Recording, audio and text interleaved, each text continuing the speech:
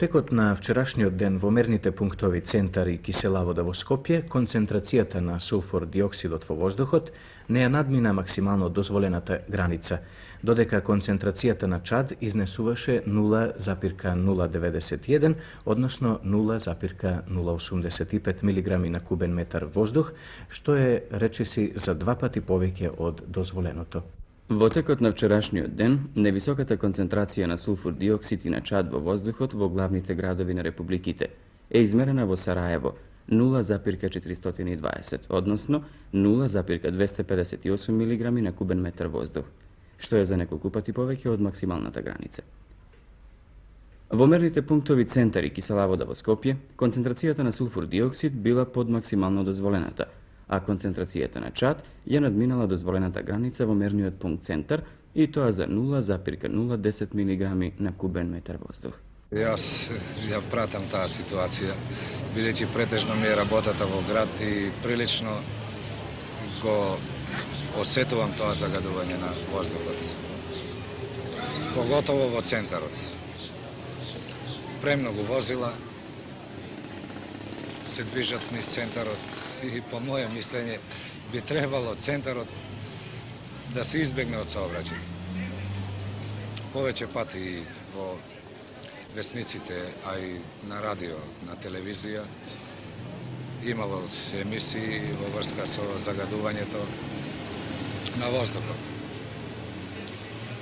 Јас сметам дека треба повеќе да излегуваме во природа, поготово за време на викендите, да се, што е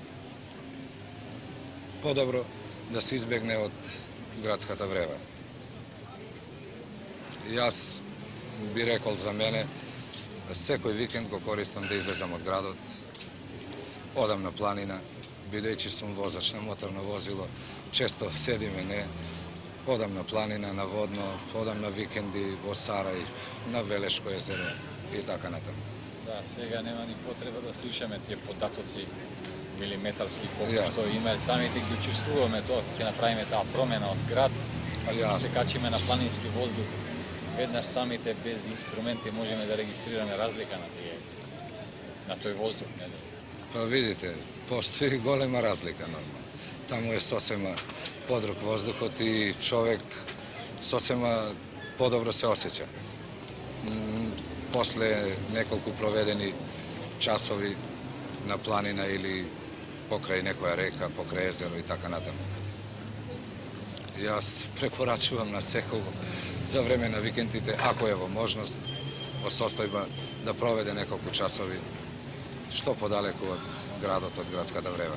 Ние тука што сме во центаро, поготово овде е строгиот центар, загадувањето за нас сметам дека е една болна точка за здравјето, не само за нас као возрастни луѓе, поготово деца, каде што немате нигде куќе каде да излезе на чист воздух.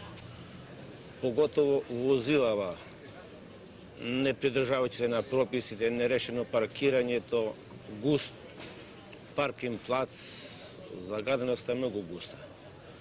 Покушаваме некако на еден начин да излеземе надвор од градот, али и тоа излегување, поготово ето, кај нас за еден рекреативни центар што го имаме испред нас водно овде и таму од возила денеска човек тешко може да пројде пешки нагоре.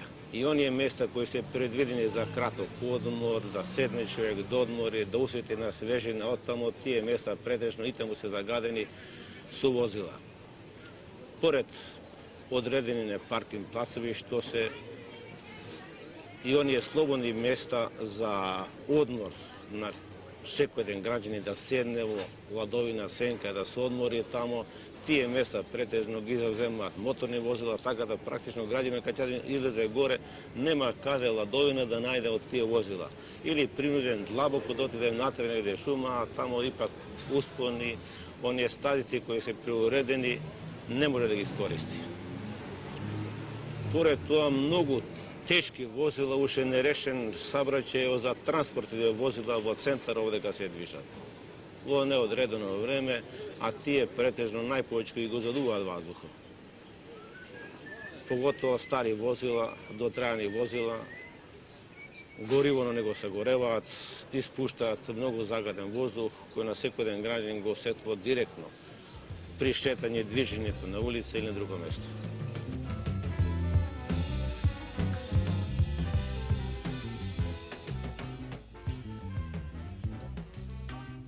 При работата на автомобилските мотори во издувните гасови се јавуваат повеќе отровни состојци.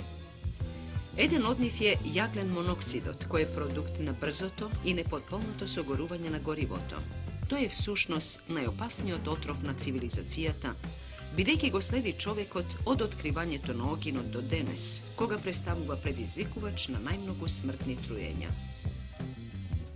Процентот на јаглен моноксидот во автомобилските издувни гасови се движи од 5 до 12% во зависност од силата на моторот и бројот на вртењата. Земајќи го во предвид овој висок процент, сосема е јасно зошто во затворени простории и гаражи, а при работа на моторот, за смртната доза на јаглен моноксидот доволни се само неколку минути. Исто така и на отворен простор јаглен моноксидот представува проблем на нашите улици. Се повеќе оптоварени со сообраќај, а посебно оние потесните со слабо проветрување.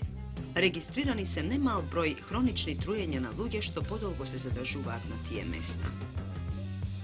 Ако се каросериите лошо изолирани, или пак ако се издувните цевки неисправни, јаглен моноксидот може исто така да навлезе во внатрешноста на автомобилот. Главоболките, слабата концентрираност, лошото чувство при возење во автомобил не се секогаш последица на така наречената автомобилска болест поради нишањето и трусањето. Возачот што го вдишува овој гас многу често се однесува како да е пијан и представува потенцијален предизвикувач на несреќи. Тој отров е посебно опасен, зашто е без мирис и ние не го чувствуваме, така што еден добар дел од разразливоста на возачите при поголемите гужви и чекања се негова заслуга. Токму затоа сообраќајните стручњаци препорачуваат да не го држиме запален моторот непотребно во место или да стартуваме под полн газ. Елиминацијата на јаглен моноксидот од човечкиот организам е брза, а затоа е потребен чист воздух, посебно за овие мали труења на кои сме изложени. При работата на нашите автомобилски мотори се состави еден друг отров, ништо помалку опасен, оловен тетраетил, најотровното оловно соединение. За разлика од првиот, тој има многу полоша особина, бидејќи неговата елиминација од организмот е тешка. Тој се насобира во нас, секоја нова количина ја зголемува поранешната. Се вбројува во многу опасни отрови, поради неговото дејство во осетливиот централен нервен систем и предизвикува најразлични симптоми, од болки во зглобовите и мускулите, главоболки, психички промени како што се агресивните тенденции и губење на сонот. Тој лесно продира во нас, како со вдишување, така и преку кожата. Јаглен моноксидот и оловниот тетраетил од нашите автомобили несреќно се дополнуваат не предизвикувајќи акутно труење кое веднаш би се забележало, туку неприметно ни сврлуваат од нормалната душевна и телесна стабилност. Во светот нема податоци колку сообраќајни несреќи, тепачки и убиства се сторени под влијание на овие два отрови со кои сме постојано во допир и на кои се повеќе ќе им бидеме изложени. Познат е случајот на една зоолошка градина во Соединетите Американски држави која се наоѓала покрај автомобилска раскрсница и каде животните почнале масовно да оболуваат. Последно на кое се помислило бил оловниот тетраетил, кој всушност бил единствениот виновник.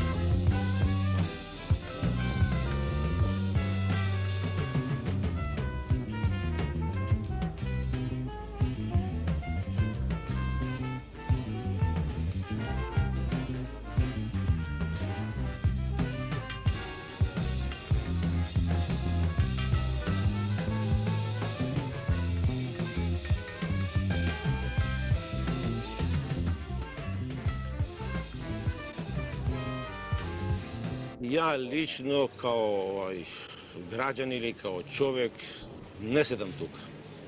Всеко slobodno vreme го iskoristujem ili vodno, ili vamo prema Zelenikova nagore, ne prema Kitka.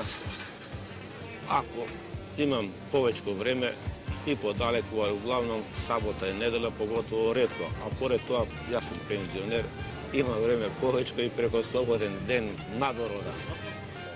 Во зимските месеци најповечко дома се сели.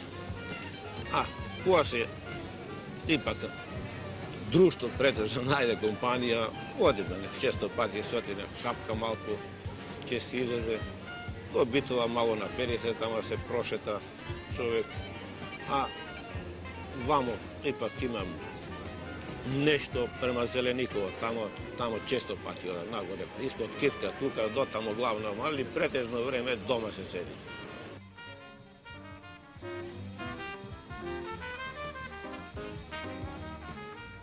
Нашата земја се наоѓа во стадиум на експлозија на автомобилскиот сообраќај.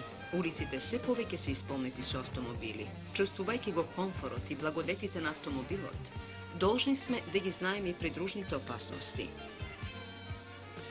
Дали е дојдено време да мислиме на оправданоста секогаш да седнеме во колата или пак некои работи можеме и пеш да ги сработиме?